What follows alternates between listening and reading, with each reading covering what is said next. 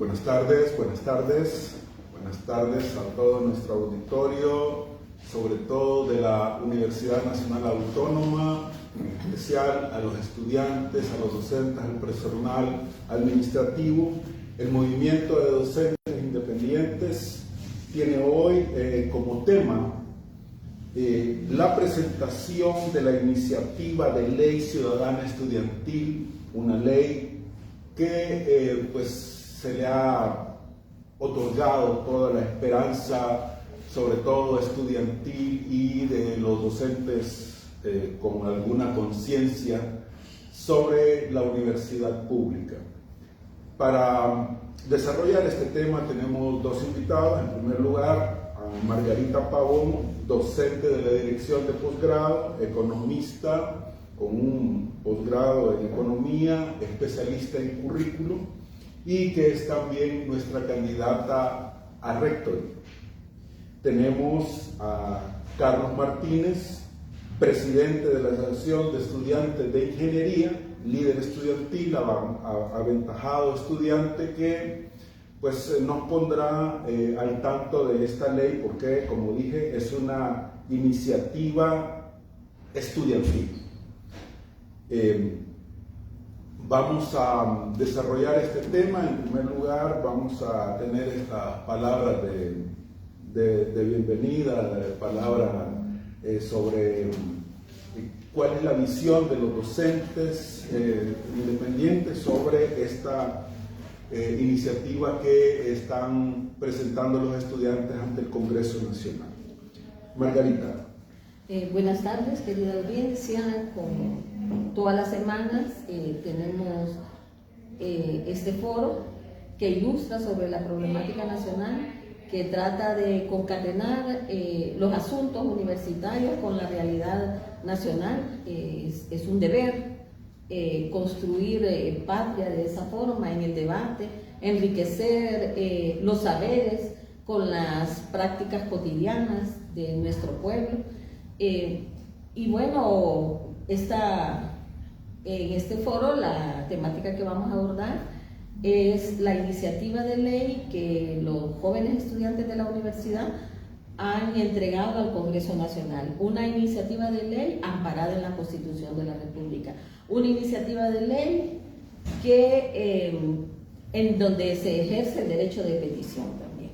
¿Por qué esa iniciativa de ley? Eso lo vamos a abordar con un compañero representante del sector estudiantil, con el compañero Oscar, un compañero insigne, un compañero comprometido con las causas populares, un poeta, tanto que necesitamos los poetas en este mundo tan convulso.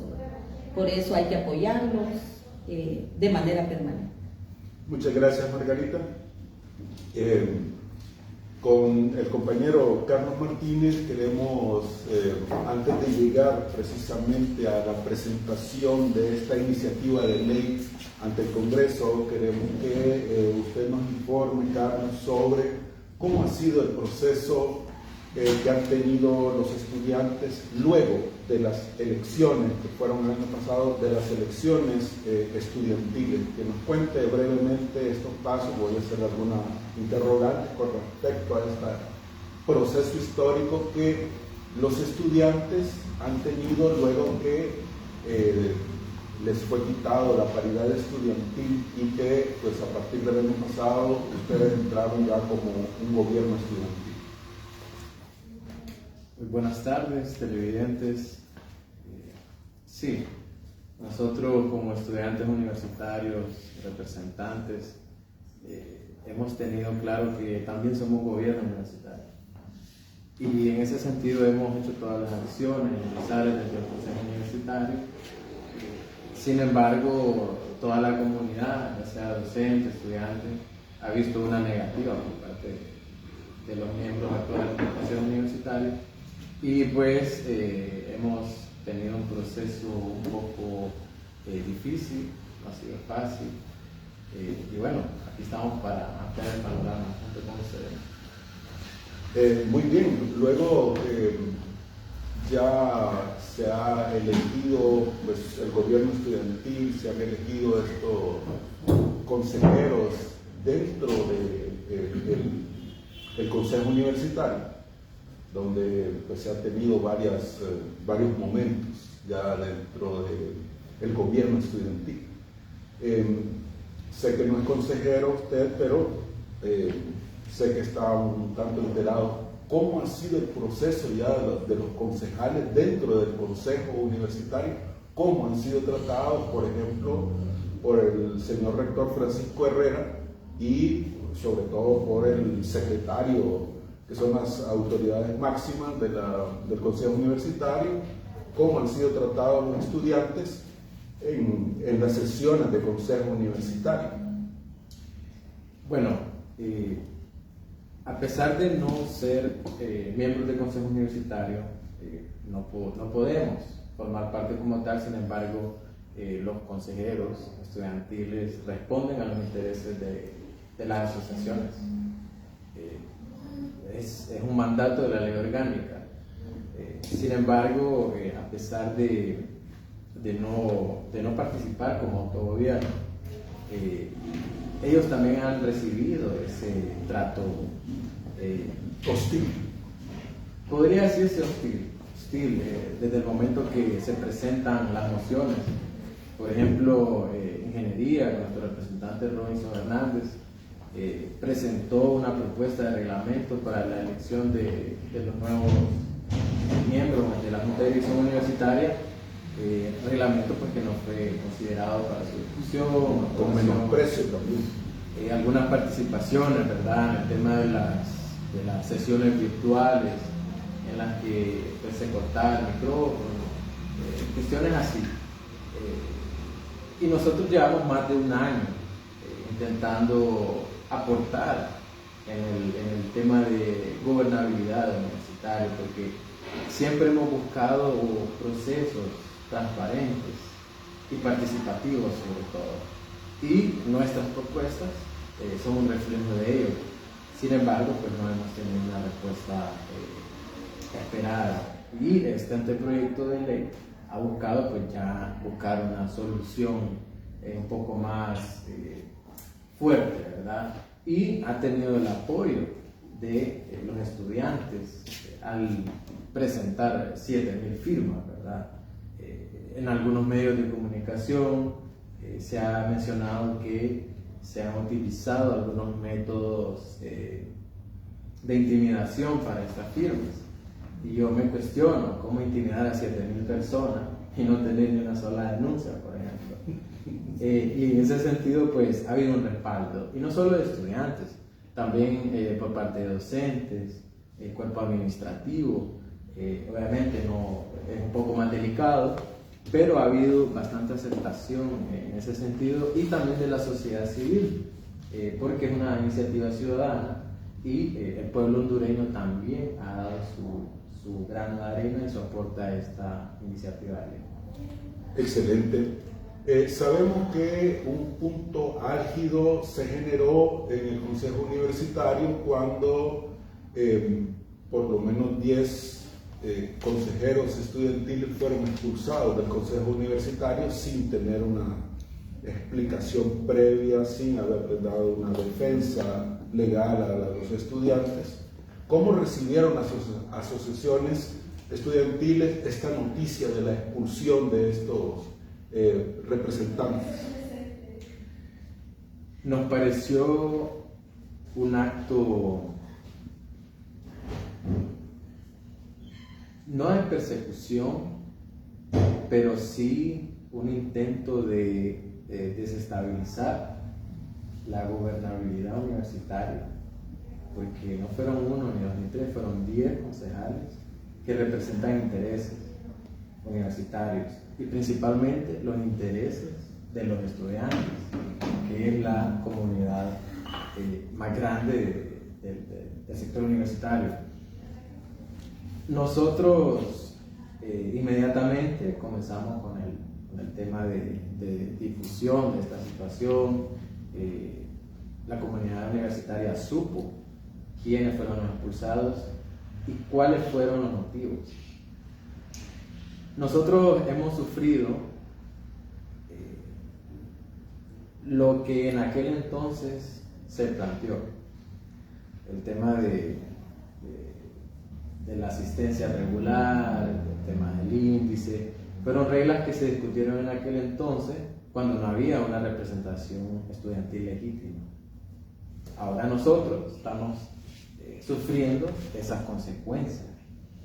Hubieron algunas expulsiones, como por ejemplo porque alguien estaba en práctica, como si estar en práctica significa no ser estudiante. Sí, ya no fuera estudiante. Por ejemplo, son algunos vacíos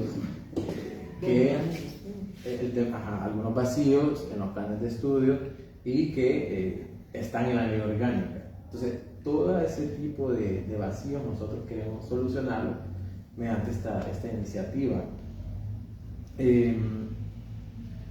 Por ejemplo, en nuestro caso, yo puedo hablar por ingeniería, nuestro concejal decía que no era un estudiante ejemplar, activo, que por eso pues, era merecido. Algunos sectores mediáticos que buscaban desprestigiar a nuestro concejal. Sin embargo, nosotros con todo el apoyo, él recibe el apoyo de todas las asociaciones de estudiantes dentro de la facultad, y lo defendimos también en los medios digitales. Nuestro compañero se vio obligado a mostrar su historial académico, en el que cuenta con un 95% de índice global, el mejor índice de su carrera. También mostró su currículum y toda su trayectoria de formación, y pues dejamos en evidencia esas campañas de desprestigio hacia representantes estudiantiles dentro del consejo. Fue suspendido por una norma de asistencia irregular y pues nosotros respondimos, ¿verdad? Muy bien. Sabemos que inmediatamente después de la expulsión ilegal, como nos lo está contando usted, de este grupo de concejales o consejeros y representantes ante el Consejo Universitario, vino la elección de los miembros de la Junta de Dirección. Sabemos que no participaron estudiantes y sí las autoridades universitarias, sin contar con una presencia mínima de requisito para elegir estas autoridades universitarias, y ellos aún así lo eligieron. ¿Cómo lo vieron ustedes como asociaciones estudiantiles? Lo vimos como una disposición oportuna. Es decir, los representantes más beligerantes, los representantes que más enviaban propuestas para procesos transparentes dentro del Consejo Universitario, fueron los que encabezaron la lista, casualmente. Nosotros nos preguntamos, ¿cómo es posible que un compañero de excelencia académica sea auditado de tal manera? Y aún así, fuimos elegidos por los estudiantes y expulsaron representantes después de toda una campaña de promoción de las elecciones, y expulsarlo así por así, solo por una inasistencia, una asistencia regular, sabiendo que representa los intereses de la gran comunidad estudiantil. Fue casi un acto provocativo.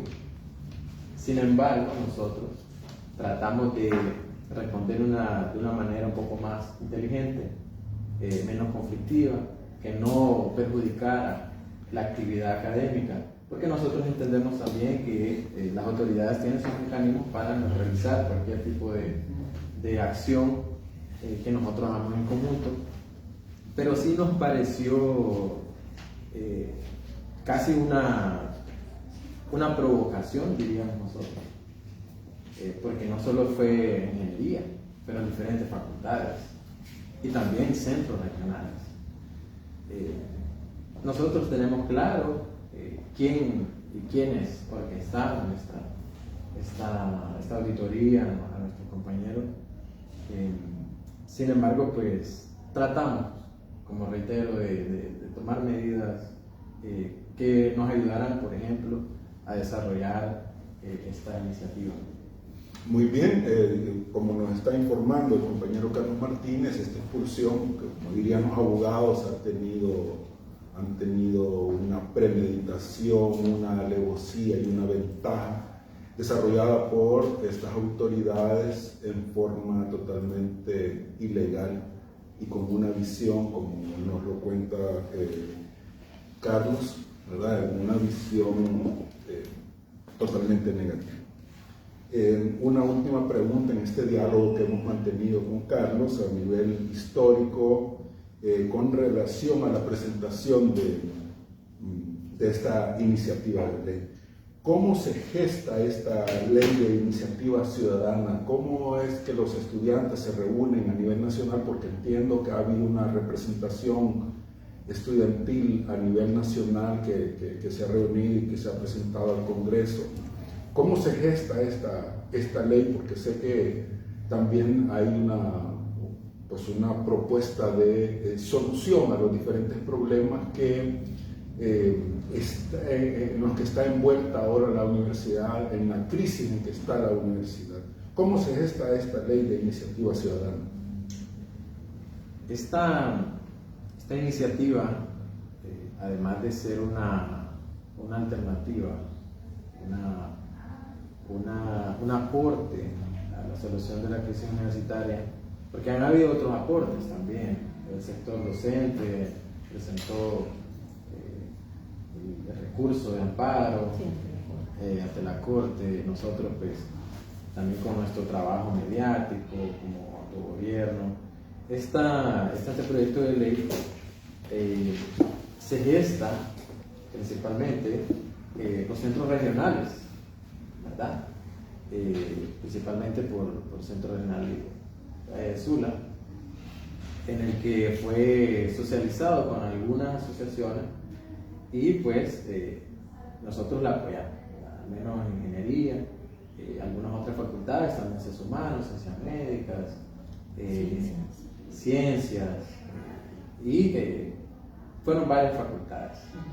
Pero sí, nace ya de una necesidad que ya pues, nos han estado atacando, nos han estado apartando de las decisiones tonales que atraviesan a toda la universidad, y pues ahí se fue desarrollando.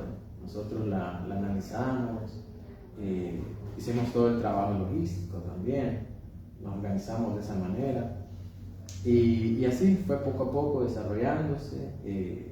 Podría decir que logramos esta recolecta de firmas y socialización, y más que todo un tema de concientización, porque nadie firma solo porque sí, ¿verdad?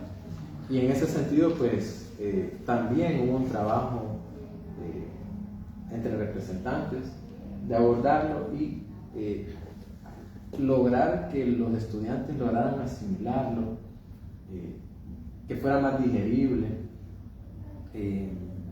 y tuvimos una muy buena respuesta.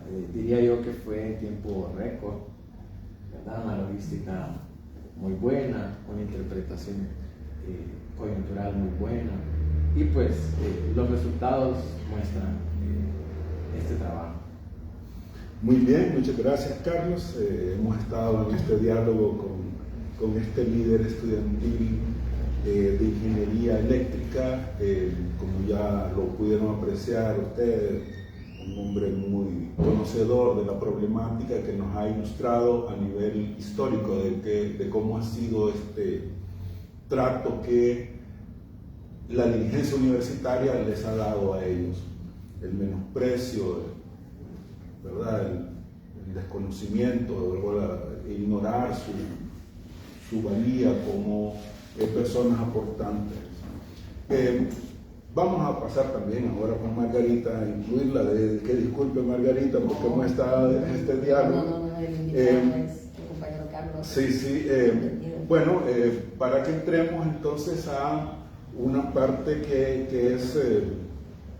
sí, diga. Sí, bueno, solo quería hacer como un énfasis ya un poco más amplio de qué es lo que busca.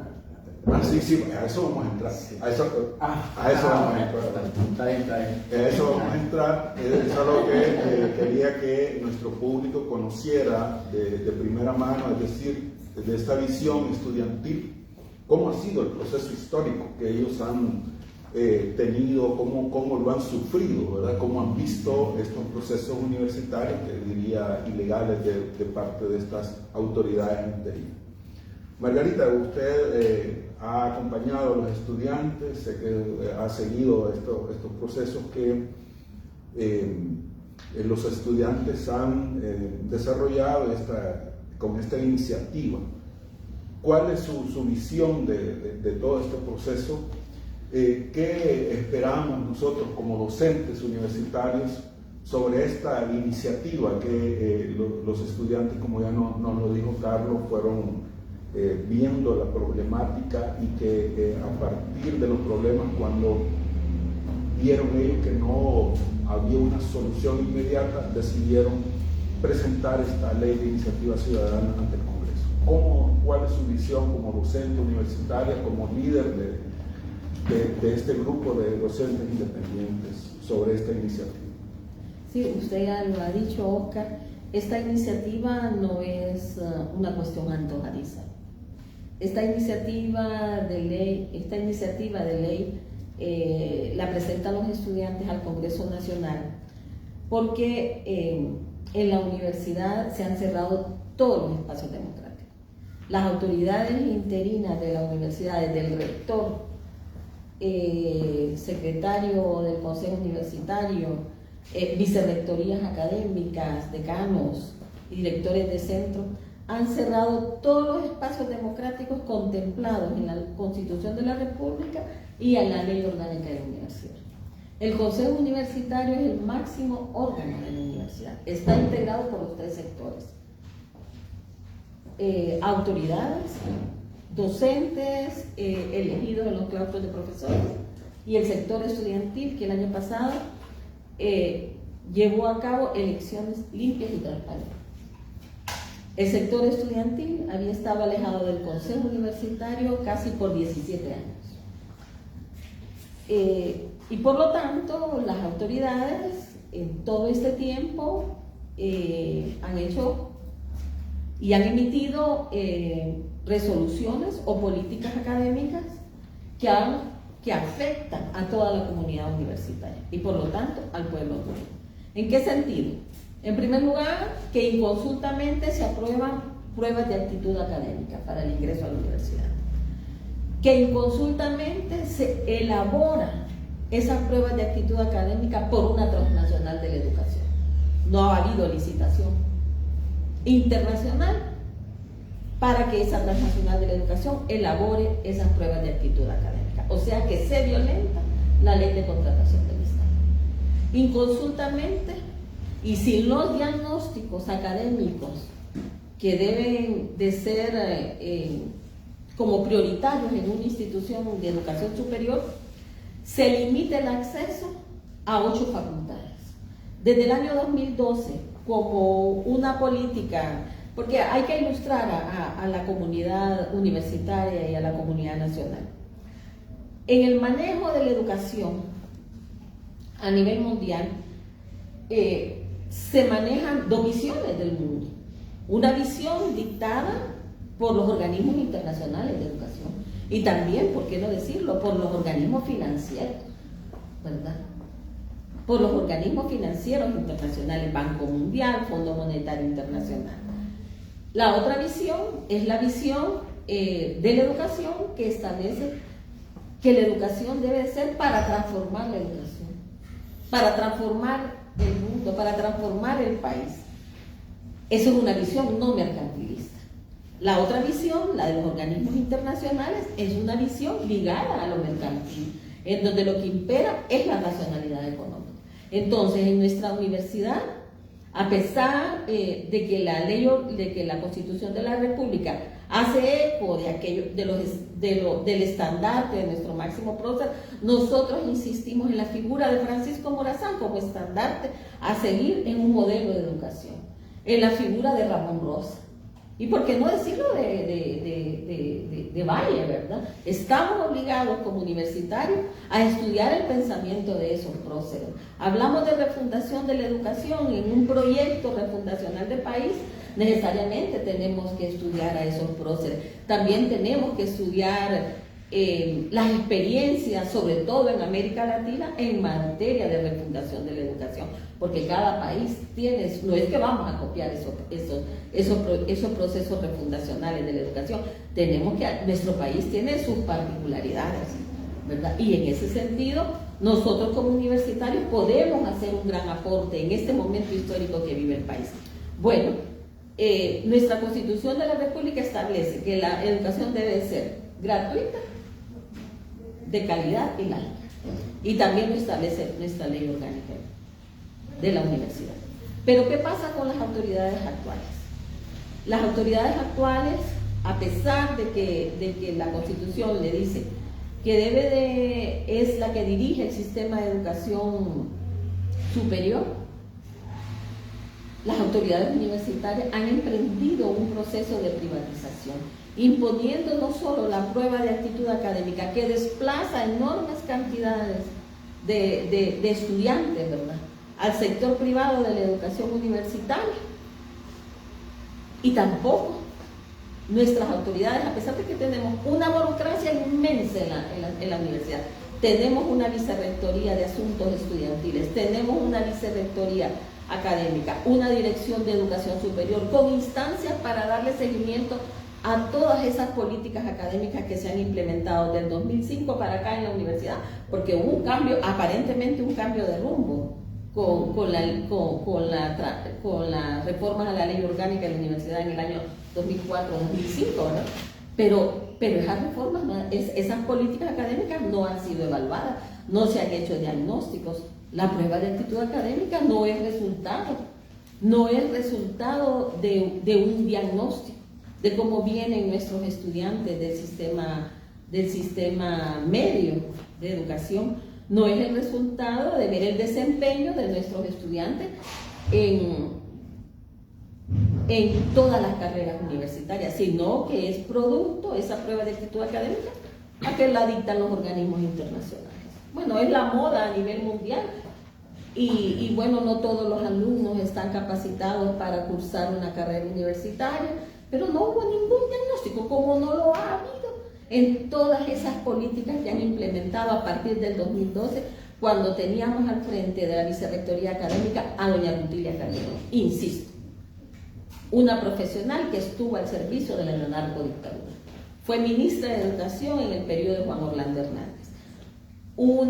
En esos momentos también estaba al frente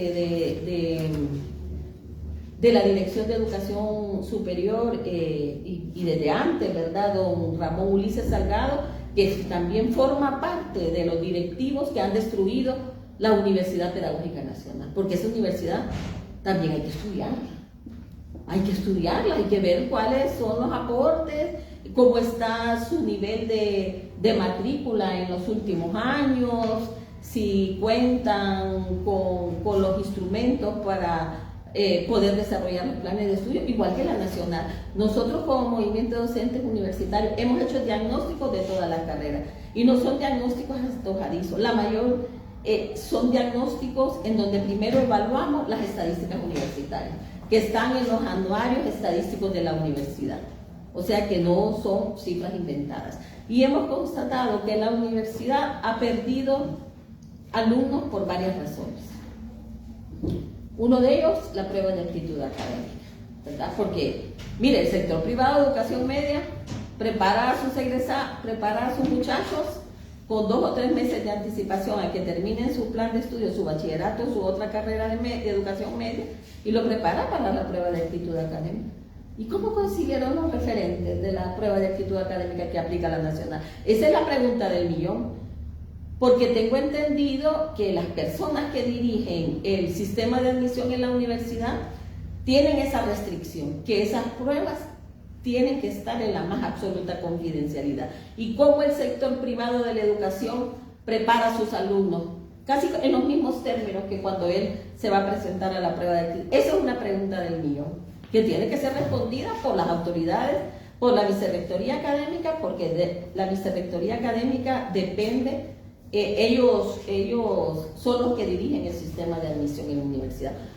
¿Por qué nos dicen? Bueno, porque hacen preguntas o afirmaciones algunos van a decir temerarias, porque es la realidad, ¿verdad? Ahora tenemos en la nacional más alumnos que vienen del sistema medio de educación privada, ¿verdad? Y menos alumnos del público, o sea que los alumnos que vienen del sistema público son rechazados por la nacional.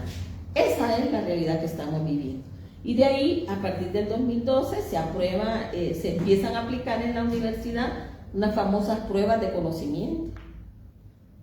La Facultad de Medicina empezó con esas pruebas de conocimiento, limitando el acceso, ¿va? 150, alguna gente dice, ya nos aburre con los datos de medicina, pero es que es el dato más dramático que tenemos. Así es el dato más dramático. Desde el 2012 para acá hemos perdido el 50% de la matrícula en la Facultad de Medicina.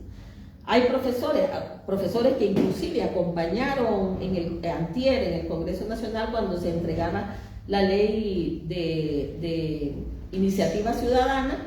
Llegaron profesores de la Facultad de Medicina. ¿Y por qué viene, maestro? Porque yo no tengo alumnos en la facultad. En una sección tengo un alumno y en la otra tengo 3, dice. Entonces yo estoy preocupado porque yo no voy a tener trabajo, dice. Vamos a tener que hacer investigación y la universidad tampoco aprueba fondos para investigación, dice. Entonces la estabilidad laboral de los profesores y del personal de la Facultad de Medicina está en precario. Y así lo tenemos para todas las facultades: medicina, ingeniería, odontología, química y farmacia. Mire, tiene más de 40 años de haberse fundado esa facultad de química y farmacia en la Universidad Nacional Autónoma de Honduras y solo tiene una carrera. Tiene 1.392 alumnos, ha perdido, desde que se restringió el acceso, ha perdido alrededor del 25% de su matrícula, solo tiene 92 profesores. Entonces, un llamado de atención a los claustros de profesores de ingeniería, de química, de odontología, de arquitectura y ahora de lenguas extranjeras, ¿verdad? Porque en el periodo de don Francisco Herrera, rector interino, él aprobó la restricción para ingresar a la carrera de lengua. O sea, que aquel alumno que viene de media, pero que no domine un idioma extranjero, no va a poder estudiar la carrera de lengua extranjera. Ayer mismo, el claustro de profesores de la carrera de lengua extranjera, mire, algo inverosímil, siguió aprobando la modalidad virtual para este segundo periodo del 2023. ¿Qué les parece eso? Dantesco. O sea, ¿por qué no se vuelve a la presencialidad en lenguas extranjeras? ¿Verdad? ¿Por qué no se evalúa el desempeño de la modalidad virtual en todas las carreras? Eso lo debería de estar haciendo la vicerrectoría académica, pero no allá anda como que si vivieran en la nube. Ahí uno no ve diagnósticos, a uno no ve análisis de casos en la vicerrectoría académica. La vicerrectoría académica está más interesada para que le resuelvan las nuevas carreras o los dictámenes de las nuevas carreras a las privadas que resolver o incidir en cambiar la forma de enseñanza en la Universidad Nacional Autónoma de Honduras. Entonces, ¿por qué ya se describió aquí, verdad? La pérdida de alumnos sensibles, que no es analizada por las autoridades universitarias. Ya lo describió el joven estudiante, ¿verdad? Cómo se expulsaron consejeros estudiantiles del consejo universitario. Esa es otra razón para buscar una salida fuera de la universidad, porque en la nacional no hay espacio democrático. Otra razón es que don Francisco Herrera destituyó decanos y directores de centro para conformar un equipo leal a ellos, leal a él, porque buscan su reelección o porque quiere darle continuidad a ese modelo de negación de derechos, de derechos a la educación. Él tenía que haber hecho uso de la ley orgánica cuando dice que cuando se presente una vacante en una decanatura, en un centro regional, es el profesor más antiguo el que debe de asumir el cargo. Él no lo siguió. Él eligió una junta de dirección universitaria, comunidad universitaria, sin el reglamento para elegir autoridades universitarias. esa junta de dirección universitaria es ilegal. Ahí hay 2 representantes electos por don Francisco Herrera y todo ese equipo de autoridades interinas que son representantes de las universidades privadas, y ya lo hemos dicho en foros anteriores. O sea que... Perdón, Margarita, yo sí, diría que todos estos son bueno, representantes del de sector las privado. universidades privadas y no digamos el presidente, ¿verdad?, que ha tenido una relación directa con la educación superior, en donde el Consejo de Educación Superior, compuesto por las universidades privadas, lo ha captado y lo ha promocionado a ser presidente, ¿verdad?, para esta. Mire, ayer... perdón, después. Sí. Quiero hacer lectura de uno de los mensajes que nuestro auditorio nos manda. Dice: ¿y qué pasa con los estudiantes excluidos? Que, como usted lo dice, no hay estudios, pues, ¿qué se han hecho? ¿Qué hacen los estudiantes? Vamos a decir así rápidamente que podemos decir que una cantidad de estudiantes, los que tienen algo de dinero, se van a las privadas, pero los que no tienen se van en las caravanas. Así es. O están buscando algún trabajo, ¿verdad?, totalmente negativo para ellos, ¿verdad?, con esas leyes que tienen.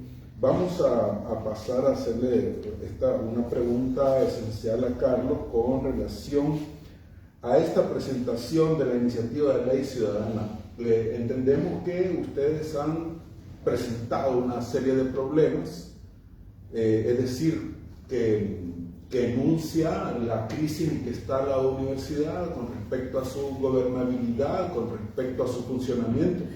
¿Cuáles son esos, si nos puede decir rápidamente, cuáles son esas crisis, diría que, indicativos de crisis que tiene la universidad y lo que ustedes presentan en esta iniciativa tal vez para solucionar? Adelante, Carlos. Sí. Antes de responder, quisiera hacer un poquito de alusión al tema de la migración de estudiantes de públicas a privadas, que más que agudizar el tema de diferencia de clases, eso lo agudiza bastante, la brecha entre estudiantes de pocos recursos y los que tienen recursos. En 2018, la matrícula universitaria universitaria en general, pública y privada, ascendía a 266,000 estudiantes. 55% era de la Universidad Nacional Autónoma. Antes no era así. Esto significa que entre población estudiantil privada y pública casi que estamos iguales.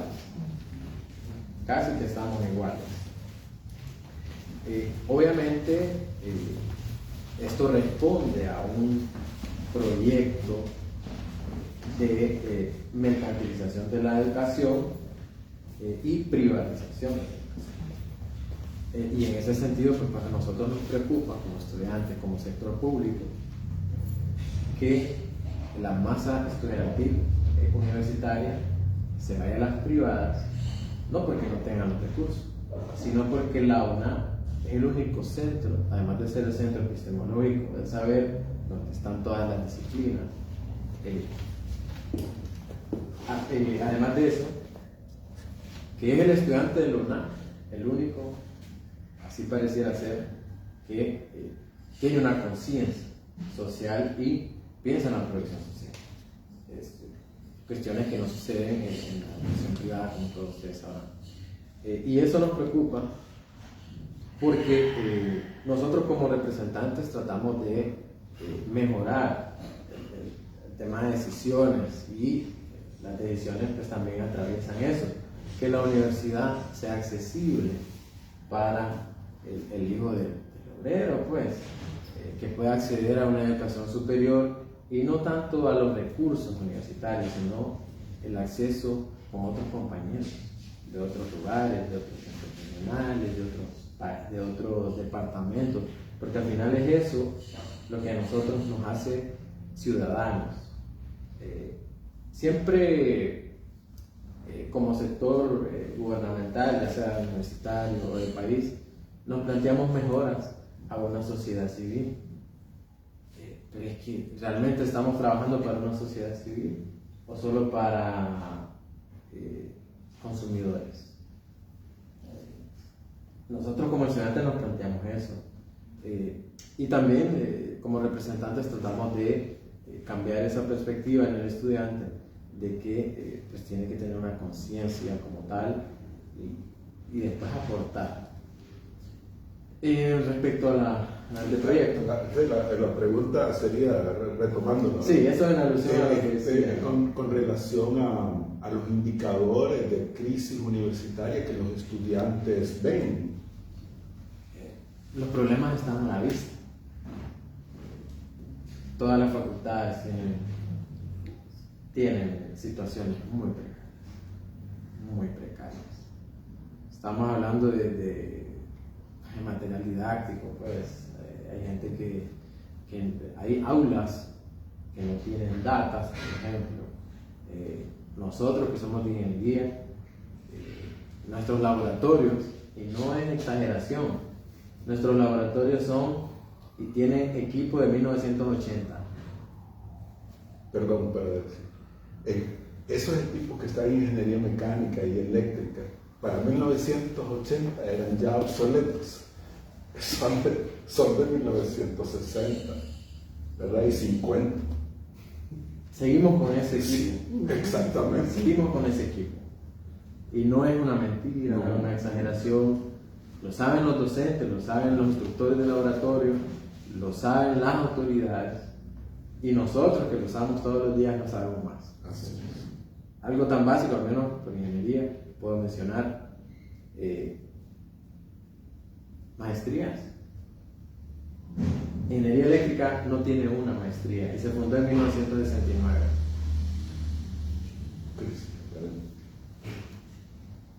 Por ley, la universidad tiene 6% del presupuesto nacional. La universidad en este momento podría ser un monstruo como educación superior. Podría tener cuántos edificios, pero sobre todo la calidad educativa. Nosotros vemos esos indicadores en el tema de laboratorios, pero también con las reformas a los planes de estudio. Nosotros seguimos con planes del siglo pasado. ¿Nos afecta? Por supuesto. Si la sociedad evoluciona a un ritmo acelerado y nosotros seguimos con el mismo contenido en nuestras clases. Hay diversos indicadores. También el tema de los tiempos de graduación. Nosotros, al menos en la Asociación de Estudiantes, le apostamos a la homologación de los planes de estudio, a planes de estudio del extranjero, por ejemplo. Las ingenierías no duran más de 4 años, por ejemplo, y siguen siendo punta a nivel latinoamericano y mundial. Y nosotros, en promedio, 5, 6, 7 años, no digamos medicina, es una de las carreras más longevas.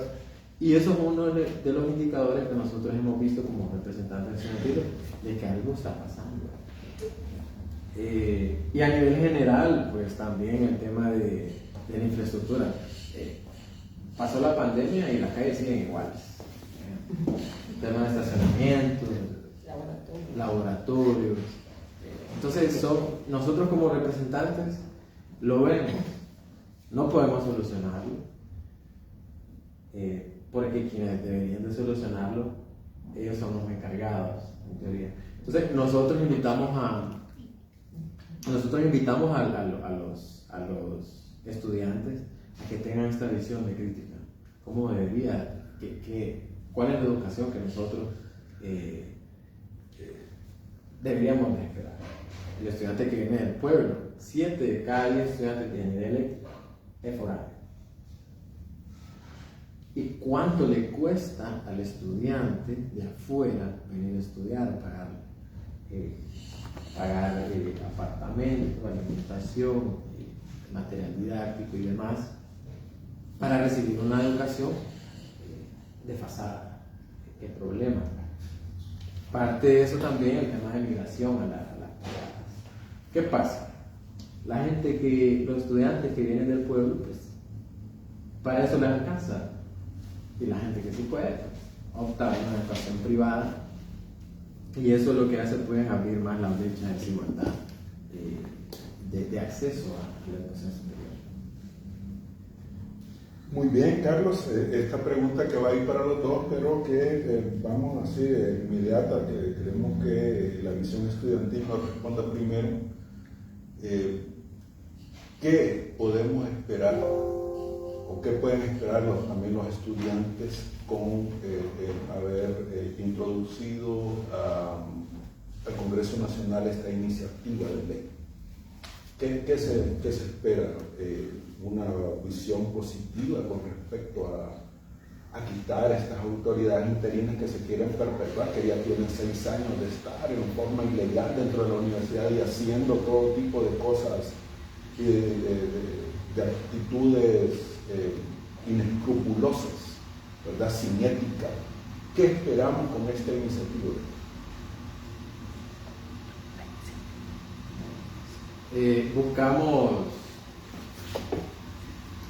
Buscamos que haya orden, que haya un consenso entre los sectores más importantes de la comunidad universitaria, entre docentes y estudiantes. Consideramos que las personas que viven día a día las precariedades de la universidad sean las que tomen las decisiones de manera consensuada e integradora también. También abrimos con esta iniciativa una puerta a una, pues diría yo, una refundación de la universidad, que es necesaria y que es urgente. El articulado del anteproyecto de ley es explícito, ¿verdad? Ahí dice claramente qué es lo que se busca. Por ejemplo, y aquí lo tengo, retornar algunas introducciones al Consejo Universitario. Nos parece que el Consejo Universitario últimamente ha quedado solo como un tema para el tema de votos, un tema para buscar consensos, pero de que de alguna manera hay unos contrapesos de poder. La Junta de Dirección Universitaria se creó en aquel momento para aliviar esos contrapesos de poder, pero al final no funcionó, porque fue un fracaso. Sin embargo,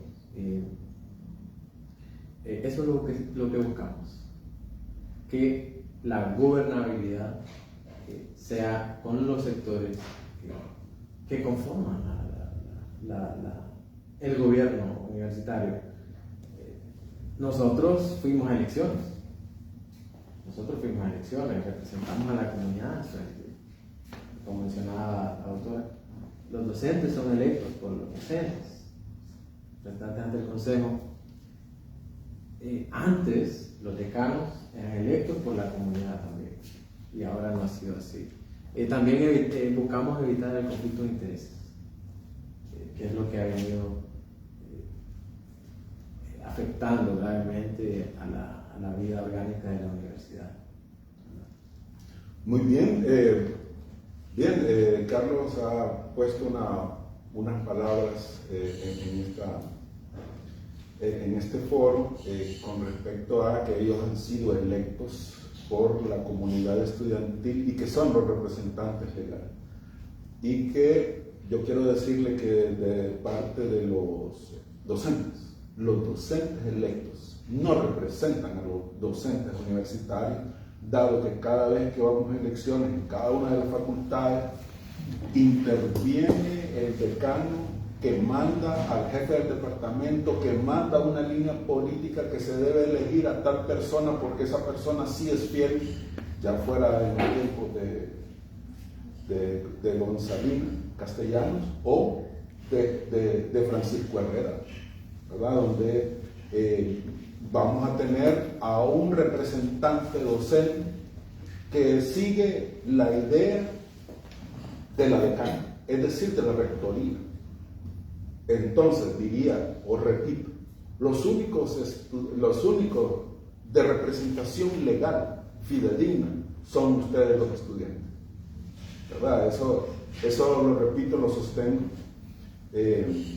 Claro que eso es un tema de discusión, ¿verdad? Porque ellos salen electos, pero ¿de qué forma salen electos? Esa es la forma que se debe discutir y que debe retornar a una legalidad. Bien, Margarita, ¿cuál es, como usted como lideresa del movimiento de docentes independientes, cuál es su esperanza con relación a la presentación que hicieron los estudiantes de esta iniciativa de ley ante el Congreso? ¿Cuál es la visión, el futuro inmediato de que nos depara a nosotros, tanto estudiantes y docentes y cuerpo administrativo, de esta iniciativa ciudadana presentada por los estudiantes? Mire, en primer lugar, consideramos que el Congreso Nacional tiene un reto en los actuales momentos. El Congreso Nacional, todas sus bancadas, enfrentan una situación muy especial con esta iniciativa de ley presentada por el sector estudiantil de la UNAM. Los diputados tienen que demostrar que su accionar debe estar apegado a la Constitución de la República. Es en el Congreso Nacional en donde se aprueba el presupuesto de ingresos y egresos de la Nación. En ese presupuesto de ingresos y egresos de la Nación también, dentro de ese presupuesto está el presupuesto de la Universidad Nacional Autónoma de Honduras. Por tanto, la universidad, sus autoridades, aunque sean interinas, tienen que rendir cuentas de cómo se está manejando ese presupuesto. ¿Cómo vamos a confiar en una junta de dirección actual que es espuria en tanto que no fue elegida de conformidad como establece la ley orgánica de la universidad? O sea, porque no existe el reglamento para elegir autoridades universitarias. Y miren, ayer me di cuenta de algo terrible. Yo esperaba una actitud diferente, por ejemplo, de don Mauricio Murdek, que yo no sé cómo aceptó ese cargo en esa junta de dirección universitaria, pero estoy sorprendida porque para mí era un referente como economista a nivel nacional. Yo siempre he pasado pendiente de los análisis del fondo de FOSDE que él ha dirigido por años. No sé si actualmente él lo está dirigiendo, tendría que haber pedido, pero en primer lugar fue elegido y aceptó el cargo sin observar la ley. Entonces, definitivamente eso le resta autoridad moral para pronunciarse con temas tan sensitivos como el de la nacional. Él no puede rendir cuentas de cómo se está manejando el presupuesto de la universidad. Es una autoridad espuria. Ayer mismo me di cuenta que estas personas que fueron elegidas en esta junta de dirección universitaria, que son ilegales, que todos los actos son ilegales, y que por lo tanto el Procurador General de la República, que depende también ya del Congreso Nacional, ya debería de estar interviniendo en la nacional, porque es que el problema que creemos que la Universidad Nacional no le rinde cuentas a nadie, porque está una declaración de que es autónoma en la Constitución de la República. Claro que tiene que rendir cuenta de sus actividades, de sus acciones. Sus acciones deben de estar apegadas a la ley. Entonces el Procurador General de la República ya debería estar interviniendo en la nacional, porque esa junta de dirección universitaria es espuria y tiene que ver con el manejo del presupuesto de la universidad. Todos los actos de esa junta de dirección universitaria son ilegales y por lo tanto el Ministerio Público también tiene que ver con eso. El Tribunal Superior de Cuentas debe de estar interviniendo. Y miren, y es lastimoso, hay gente que viene del sistema de educación superior, de la dirección superior de la universidad, y he estado viendo algunas resoluciones en cuanto a dictámenes para aprobar rediseños de planes de estudio.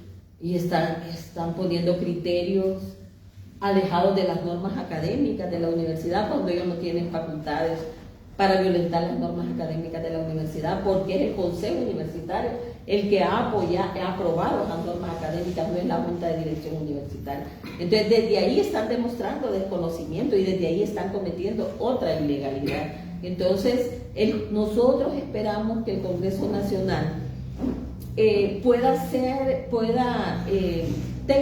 está obligado a revisar y hacer suya esa iniciativa ciudadana, porque a través de esa iniciativa ciudadana se garantiza el rescate de la universidad pública, de la universidad que está obligada a hacer enormes contribuciones en estos momentos históricos que vive el país, en donde prácticamente la narcodictadura dejó el Estado destruido, ¿verdad? O sea, se está partiendo casi de cero con un nuevo gobierno, por eso tenemos enormes necesidades en todas las secretarías de Estado.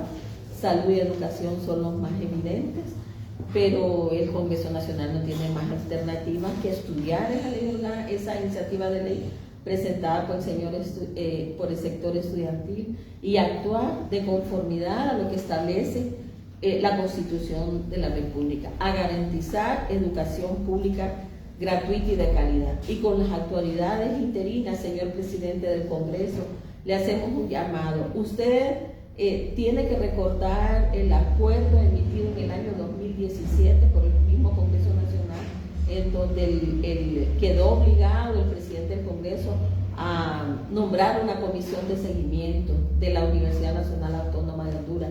Todavía no se ha nombrado, pero en el momento la Comisión de Educación del Congreso Nacional tiene que evaluar también el funcionamiento de esta universidad pública. Tiene que hacer un diagnóstico, tiene que consultar y que vea. Mire, el dato más dramático, en los últimos 2 años, no miremos más atrás, se han perdido 10.000 alumnos en la Universidad Nacional Autónoma de Honduras y se le está dando más presupuesto. Miren, ahí hay una amenaza de las autoridades que van a mover a la comunidad universitaria hacia el Congreso Nacional o hacia la Secretaría de Finanzas, porque necesitan más presupuesto para tener la decadencia que tienen en la nacional, falta de carrera, laboratorios destruidos, ¿verdad? Seguimos con la modalidad virtual solo porque ellos no quieren que el Consejo Universitario funcione de manera presencial. O sea que la modalidad virtual le sirve a don Francisco Herrera para seguirse manteniendo en el poder de la Universidad Nacional. Muy bien, estamos ya al final del programa. Hemos tenido pues al compañero Carlos Martínez, presidente de la Asociación de Estudiantes de Ingeniería, que nos ha hecho un recorrido histórico desde la elección de los estudiantes y la conformación del gobierno estudiantil, paso a paso, este menosprecio que les ha hecho las autoridades universitarias, cómo los ha tratado el Consejo Universitario.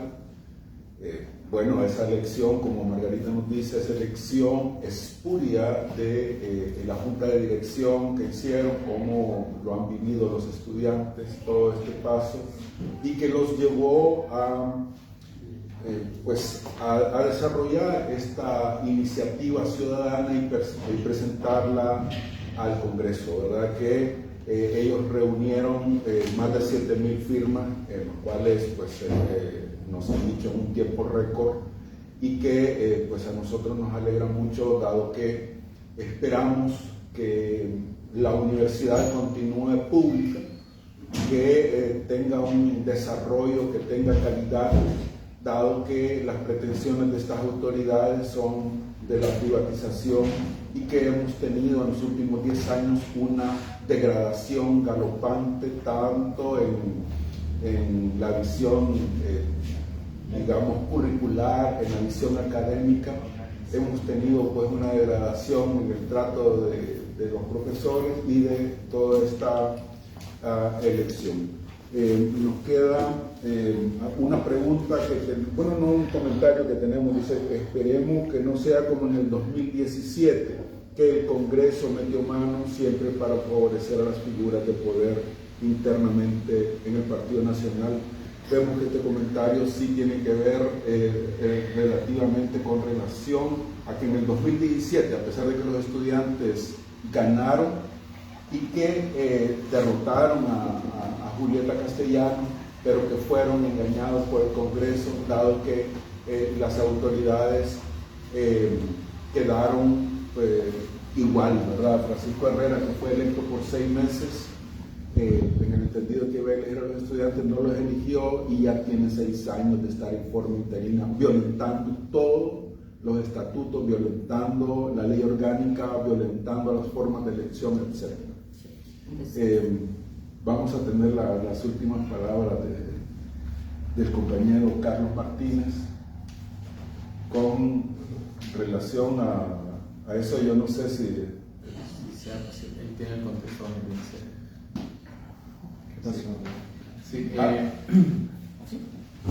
yo fui parte. Yo quisiera agregar esta observación.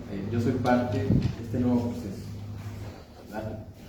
Yo me integro a la universidad después de que sucede este proceso y oportunamente tenemos la presencia de uno de los miembros más beligerantes en este contexto, y no sé si será posible, desde luego, con el permiso del foro. Del foro, que puede darle la oportunidad a nuestro compañero. Tenemos la presencia de Brainer Norori, ¿verdad? Que él es de los consejeros estudiantiles expulsados y que, bueno, de primera mano nos puede contar algo. Estamos ya al final del programa, pero que vamos a darle el tiempo para que él no se exponga a esta visión de la expulsión y de esta presentación de la iniciativa ciudadana estudiantil, ¿verdad? Le damos la bienvenida a Brainer Norori, que fue consejero estudiantil expulsado, ¿verdad?, del área de medicina. Adelante. Hola, buenas tardes a todas y todos. En primer lugar, pues, disculparme con una confusión en cuanto a la modalidad del foro, pero que estoy presente. Con respecto al Consejo Universitario, sí, durante nuestra estadía en el Consejo Universitario, las autoridades comenzaron siendo bastante condescendientes con nuestra posición dentro del Consejo. Recordar de que el Consejo Universitario es el órgano máximo de dirección universitaria según la lógica de la ley orgánica. Por lo tanto, les convenía bastante mantenernos de parte de ellos por todo el objetivo que tenían de la reelección. Al final, pues no les salió. Por nuestra parte, nosotras y nosotros como miembros del Consejo, pues no permitimos ningún tipo de sobornos, ningún tipo de forma de tenernos con ellos. Con lo cual, pues llevó a la crisis en octubre. En octubre fue el momento en que se revela el listado de los miembros de la Junta, candidatos a la Junta, y se pretendía pues que de nuestra parte votáramos a favor de todas las personas que ellos querían. Pues eso no se permitió. Aparte, estábamos denunciando las violaciones a la ley orgánica que estaba llevándose a cabo, especialmente con el artículo 27 del reglamento de la ley orgánica, que menciona el reglamento de selección y nombramiento de funcionarios universitarios, el cual no existía y siempre lo solicitamos de que se hiciera. A las autoridades les dio igual y procedieron con la elección. En 2 ocasiones pues no se pudo llevar a cabo gracias a la presión estudiantil y de otros actores. Posterior a eso siguieron insistiendo, quisieron instalar una comisión de diálogo con una persona que es bien conocida ya por el MEO, que es, se me va el nombre ahorita, Alan Fajardo. Él fue director del CURBA, que es el Tegawa, en tiempos de Julieta. Fue una pieza clave en estas comisiones de diálogo de Julieta que sirvieron para dilatar el proceso en 2016. De nuestra parte, se rescató la memoria histórica y ya se conocía este personaje, lo cual no se accedió a esa comisión de diálogo porque era con toda disposición de rectoría, comenzando con que él era el presidente de la comisión de diálogo y no teníamos nada que dialogar. La ley pues no se puede dialogar, así que seguimos presionando y termina con la expulsión de 10 miembros del Consejo Universitario, en los cuales yo me incluyo. Y de aquí ya hay un punto de inflexión dentro de la parte estudiantil. de que no se iba a poder usar los medios institucionales, ya se había acabado definitivamente los medios institucionales. De la Facultad de Ciencias Médicas ya se había comentado el inicio de una iniciativa de ley en diciembre del año pasado, el cual se quedó internamente, pero luego de las expulsiones y ya con todo el panorama en enero, se decide ya presentar en una Asamblea General de Estudiantes, en el cual fue aprobado, incluso con un plan de acción, y ahí vienen ya las expulsiones, lo cual nos hace reconfigurar las acciones que teníamos planeado, ya que teníamos que ir a la Corte Suprema, y porque fue una violación, un abuso de poder de parte de las autoridades, que terminó en el recurso de amparo que está actualmente en proceso y también el de los docentes independientes. Pues bueno, viene en febrero, ya estaba el plan de acción de la iniciativa de ley, no se ejecuta por todo esto que se vino encima, pero ya se comienza a recolectar firmas, a prepararnos a finales de marzo y se inicia en abril. ¿Por qué la iniciativa de ley? La iniciativa de ley viene porque ya todos los medios dentro de la universidad están agotados, todas las vías administrativas, las del consejo universitario, las presiones incluso estudiantiles, entonces ya no se puede realmente por medio de la universidad. La parte administrativa ellos la han manejado bastante bien en cuanto a ocultar los documentos. Por ejemplo, desde hace 2 meses, cuando ocurrió la elección completamente ilegal, se solicitó al portal único, al IAIP, todas estas actas para poder denunciarlas en el Ministerio Público, pero ellos no les han querido revelar, incluso han mandado oficios pidiendo extensión del tiempo, y eso lo sé porque yo mismo he sido de las personas que ha solicitado estas actas, cómo se llevó a cabo la elección, cuánto quórum había, porque todo esto, ¿qué es lo que les favorece a ellos? De que no se vaya a poner la denuncia al Ministerio Público y de que esas actas sin revelar puedan ser adulteradas, porque ahí dentro de la sesión no había ningún estudiante más que un estudiante que es el de Tecdalí, pero es un compañero que ya venía siendo denunciado desde los primeros días de gobierno porque no seguía la línea de trabajo de su asamblea, de todas las carreras de Tecdalí, y por lo tanto pues no hay conocimiento más que las grabaciones, y las cuales hay un antecedente que las borran dentro de UTB. Así que por eso la iniciativa de ley, ellos saben cómo jugársela dentro de la universidad, nos pasan censurando todas nuestras mociones. Por ejemplo, la Facultad de Ciencias Médicas fue la facultad que más mociones y gestiones presentó en Consejo Universitario en los primeros meses antes de estallar, por decirlo así, la guerra abierta, porque ellos pensaban de que aprobándonos las cosas, gestionándonos, nos iban a comprar a nosotros o de alguna manera a tener nuestro control, lo cual responderle al estudiante es nuestro deber, no es que sea un favor de ellos, que tengamos que devolvérselos. Entonces aquí comienza la censura y claro, también la censura con todo el proceso de revelar pues, los nombres, cómo se lleva el proceso, qué reglamentos hay, etc. Entonces la iniciativa de ley es la única vía que le queda a la universidad para poder solucionar esta crisis. Esto no es algo de Francisco Herrera ni tampoco de Julieta Castellanos, esto es algo desde el momento en que se creó la Cuarta Reforma, porque esta ley orgánica viene a destruir completamente el papel del docente y del estudiante, porque jamás en la historia de la universidad se había considerado el papel de las autoridades, las cuales son funcionarios dentro de la universidad pero no tienen poder de decisión porque no son la esencia, pues. La esencia siempre ha sido el docente y el estudiante y los trabajadores. Entonces todo esto es un proyecto que viene desde el momento en que se crea la Cuarta Reforma, se elimina la participación estudiantil paritaria, se deja en 1/3, la parte de autoridad se aumenta, el Consejo Universitario no es completamente igualitario para nada, las autoridades tienen una gran ventaja, tienen 20 votos contra 18, y el control que tienen dentro de las unidades académicas, que convenientemente en algunos casos sí lo han denunciado, de directores que han influido en decisiones del claustro, pero en otras en las que los directores directamente influyen en los votos de los miembros del consejo de los claustros, esas no las denuncian. Entonces por eso la iniciativa de ley no es una intervención, eso hay que dejarlo bien claro, no es una intervención del Estado, para nada. La iniciativa de ley va porque lo que se quiere evitar es una intervención del Estado por el caos que pueda generarse dentro de la universidad. Va desde la universidad al Estado, no del Estado a la universidad. Entonces, por eso la iniciativa de ley para la población en general, que ha malinterpretado en algunos casos específicos de que es una intervención, no es una intervención, es una iniciativa de ley, el cual los miembros mocionantes, en este caso la población estudiantil, son los que tienen el control dentro de esta misma iniciativa de ley. El proceso se entrega, que eso ocurrió hace 2 días, la entrega de la iniciativa de ley, inmediatamente lo remitieron al Registro Nacional de las Personas, donde van a revisar las firmas. Una vez verifiquen las firmas, si hay 3.000, entregamos 7.000, probablemente va a volver ya aprobado, verificado, y se va a presentar en el Pleno. Para presentar en el Pleno no es que los diputados van a presentar directamente la iniciativa, no. Según la ley de participación ciudadana, permite 10 personas de los mocionantes, o sea, del movimiento estudiantil, que van a ir al Congreso Nacional a presentarlo al Pleno.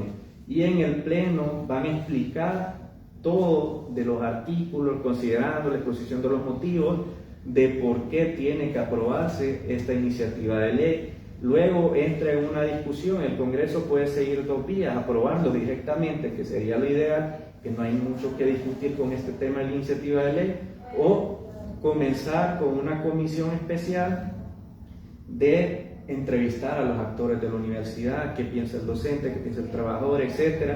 Y claro, tiene que existir una comisión de dictamen, eso sí, que va a verificar la iniciativa y si se aprueba o no.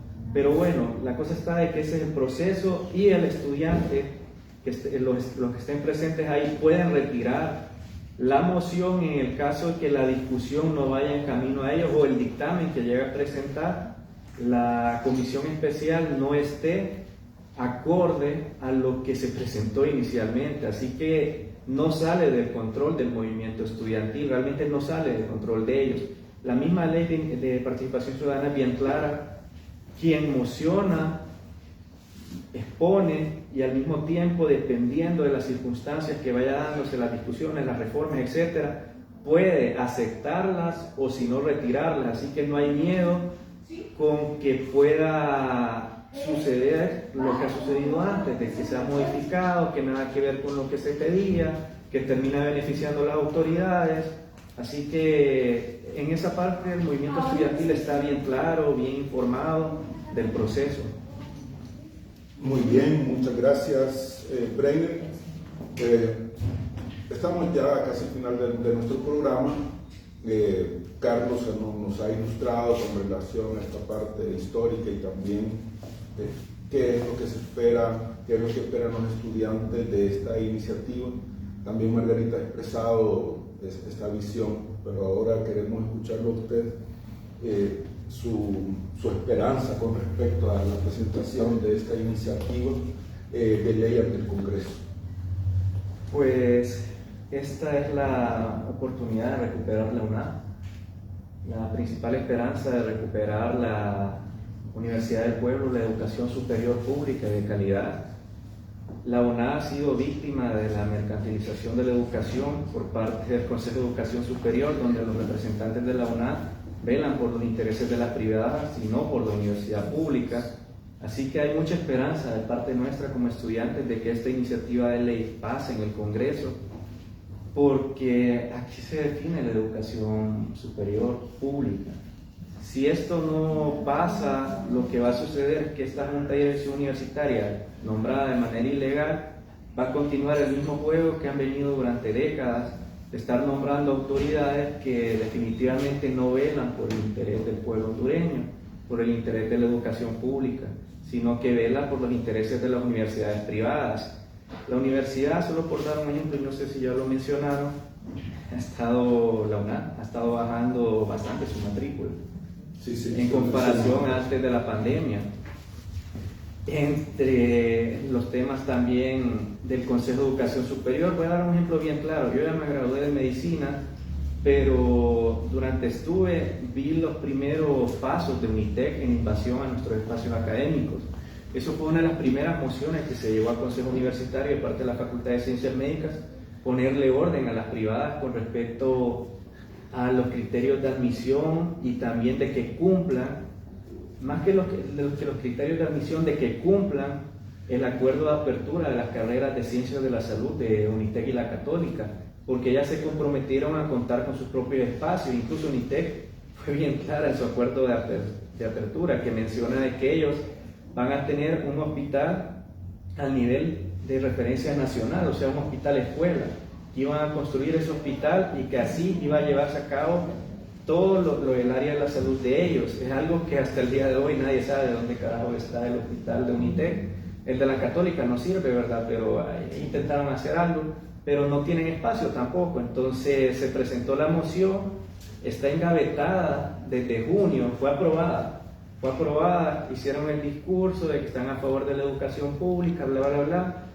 Lo aprobaron, pero jamás se llevó a cabo el acuerdo, jamás se ejecutó. Ahí mencionaba bien claro que Francisco Herrera, junto al decano de mi facultad, Jorge Valle, iban a integrar una comisión con otros decanos en el Consejo de Educación Superior para preguntar a UNITEC y a la Católica por qué están incumpliendo esto y las sanciones. Pues no se ha llevado a cabo y han caído en otro asunto, el plagio de nuestras mociones. La Facultad de Ciencias Médicas han plagiado 3 ahorita. Esta moción de la educación pública, como ahorita están en campaña de reelección Francisco Herrera y toda su gente, han plagiado este acuerdo de junio del 2022 presentado por Facultad de Ciencias Médicas, que ahora lo presenta Carmen Julia Fajardo de la Facultad de Ciencias Sociales. Ella no tiene absolutamente nada que ver, quizás psicología, pero no tiene aún así nada que ver con esto. Y ella presenta la moción, es exactamente un calco, o sea, es idéntica a la moción que presentamos. Y ellos se presentan como los grandes defensores de la educación pública, diciendo de que la UNA va a recuperar estos espacios, bla, bla, bla, nos interesa.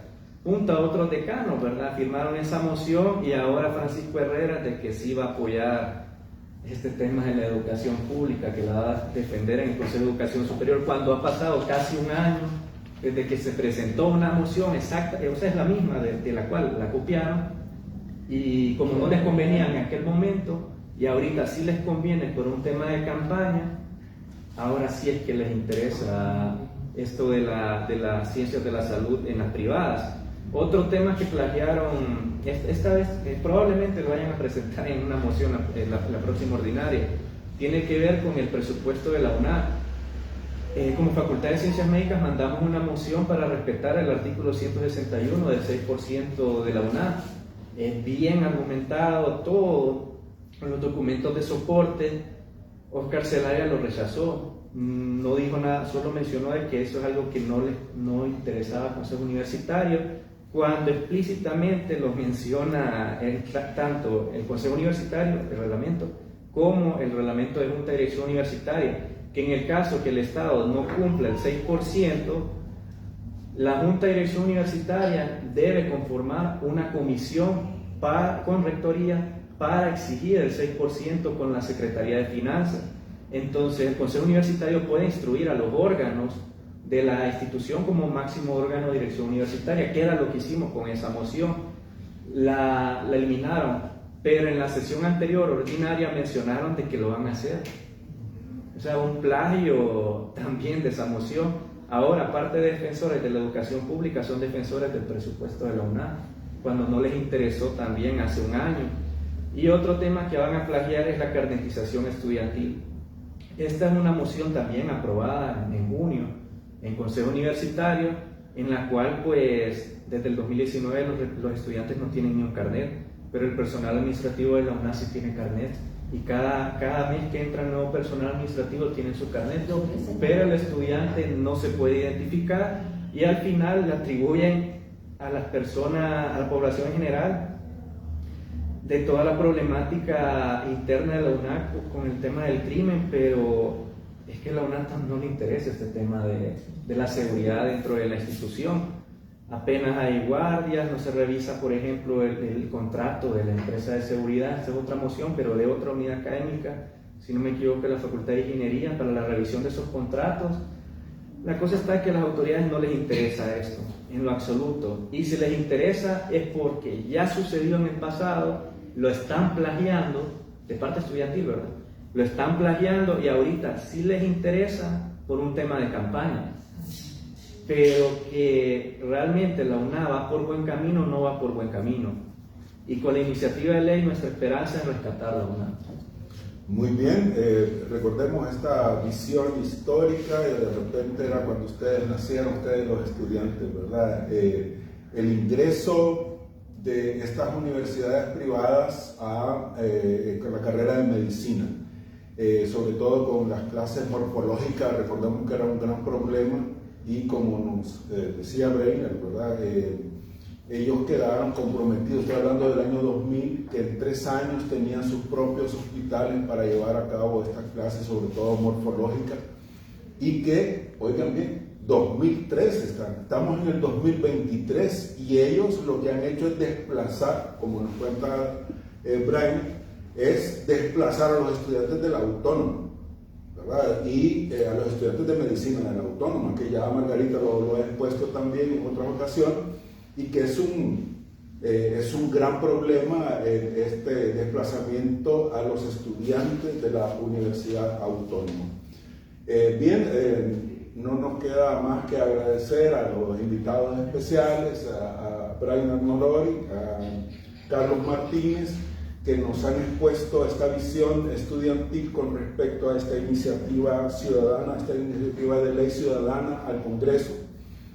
Margarita, y solo les pido pues una breve despedida de cada uno de ellos. Comenzamos con Carlos. Muchas gracias, agradecemos este espacio. Es necesario tener este espacio para ampliar la perspectiva. Hay muchos temas que no se abordan, nos cuesta hacer memoria.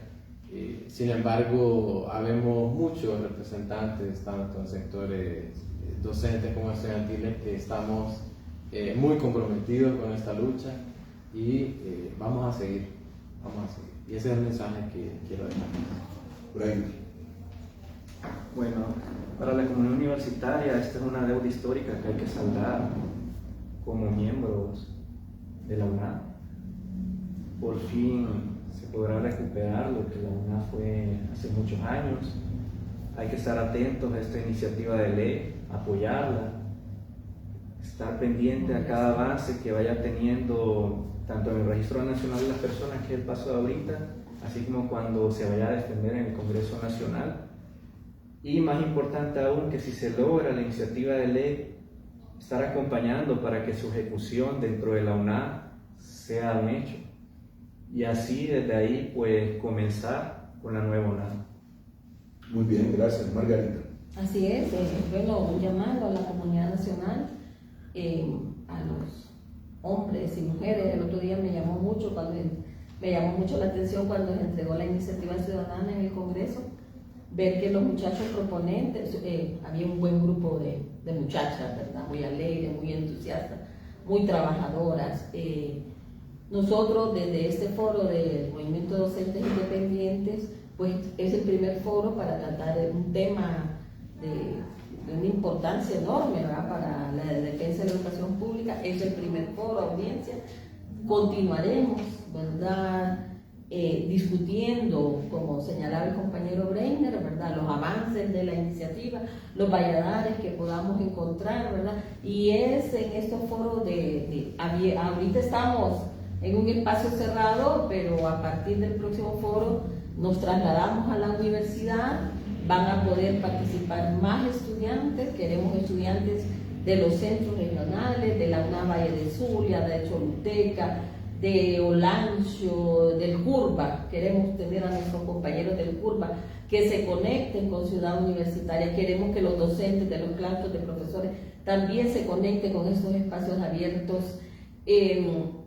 También foros, vamos a avanzar también a foros académicos en donde es necesario que la universidad pueda hacer desde la discusión docente estudiantil, pueda hacer sus contribuciones a resolver los problemas de la patria. No lo podemos hacer con autoridades interinas, porque ¿Dónde tenemos el señor rector, que es médico? ¿Qué contribución ha dado en este nuevo periodo presidencial? Ninguna, callado, ¿verdad? No habla de una reforma al sector salud, callado, solo dice, voy a prestar las instalaciones para atender la pandemia, vamos a hacer, a través de la UNAS se van a canalizar las becas que ofrece el gobierno central, becas que tienen que ser auditadas. Ojo, vamos a estar pendientes de esas becas que se van a canalizar a través de CEDESOL. No queremos becas duplicadas, no queremos becas como en el pasado que se entregaron a personas que solo eran activistas del Partido Nacional, que el único requisito era ese, porque no se revisaban los expedientes. No queremos tampoco, bueno, esperamos que ese convenio con Rusia, ¿verdad?, para ampliar la oferta educativa nacional rinda los frutos que merece un convenio de esa naturaleza, ¿verdad? Que no sea solamente papel mojado, ¿verdad? Porque aquí miren audiencia, en el periodo de Julieta Castellano vino el Tecnológico de Monterrey, que por la crisis de seguridad que vivía México y porque no les llegaban becados del exterior, se lo vino a ofrecer a la Universidad Nacional. Toda la oferta educativa del Tecnológico de Monterrey, y en la administración de Julieta Castellano se rechazó esa oferta. Muy bien, con esto llegamos al final de nuestro foro. Solo le pedimos a nuestra audiencia que nos siga viendo, ya sea en internet, en YouTube, con los análisis sobre la universidad, y como ya lo expresaron estudiantes, como ya lo expresó Margarita, esperamos la unión de la comunidad universitaria, sobre todo los docentes, de los estudiantes, con respecto a esta iniciativa ciudadana, darle seguimiento y la unión respectiva para recuperar la universidad. Muy bien, con esto nos despedimos y les decimos hasta luego.